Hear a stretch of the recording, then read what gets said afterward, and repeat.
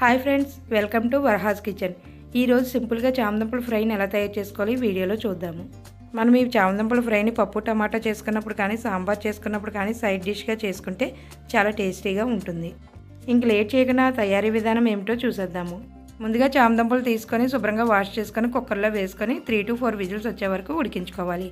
Pressure పోయిన తర్వాత చామదుంపల మీద ఉన్న పొట్టును తీసుకొని చామదుంపలను బౌల్లో వేసుకోవాలి.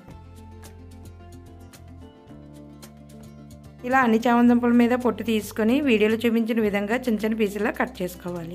ఇక్కడ చామదుంపల్ని మరీ పెద్దవి కాకుండా మరీ చిన్నవి కాకుండా మీడియం సైజులో కట్ చేసుకోవాలి.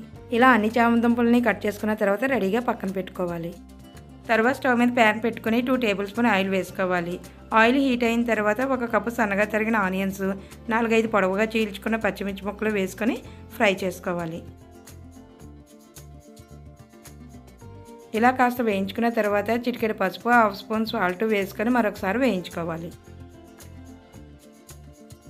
ఈ ఆనియన్స్ని 70% వేయించుకున్న తర్వాత ముందుగా కట్ చేసి పెట్టుకున్న చామదుంపలు ఇందులో వేసుకొని హై ఫ్లేమ్లో 5 మినిట్స్ పాటు బాగా వేయించుకోవాలి.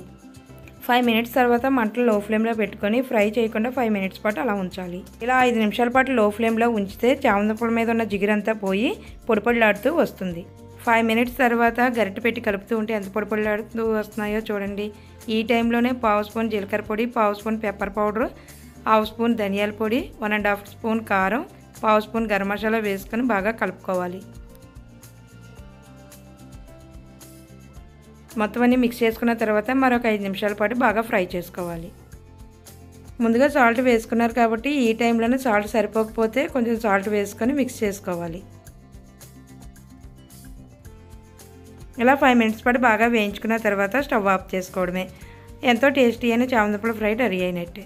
ఇంకా లేట్ చేయకుండా సర్వింగ్ ప్లేట్లో తీసుకొని సర్వ్ చేసుకోవడమే.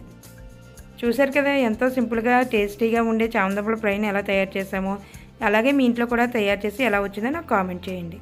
ఈ వీడియో నచ్చితే ఒక లైక్ చేసి ఇలాంటి సింపుల్ అండ్ టేస్టీ రెసిపీస్ కోసం మన ఛానల్ సబ్స్క్రైబ్ చేసుకోండి.